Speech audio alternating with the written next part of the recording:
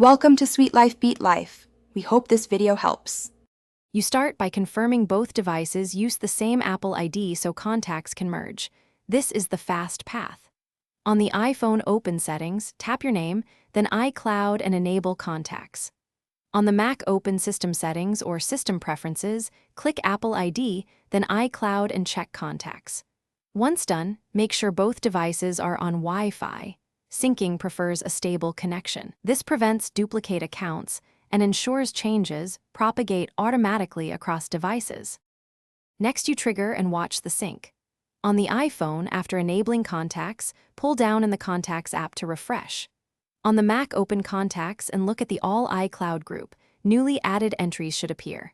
If nothing changes, toggle iCloud contacts off then back on. This forces Roupload and merge.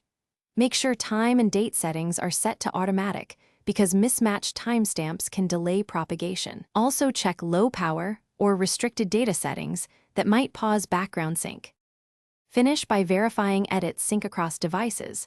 Add a contact on one device, then check the other. Changes should appear within minutes. If you see duplicates, use the Contacts Apps card merging tools or delete unwanted accounts under Settings Contacts. If syncing stalls, sign out of iCloud on the affected device, then sign back in or restart both devices. That refreshes background services. One key troubleshooting tip: if problems persist, check Apple System status for iCloud outages before deeper troubleshooting. Thanks for watching. Consider subscribing if we helped you.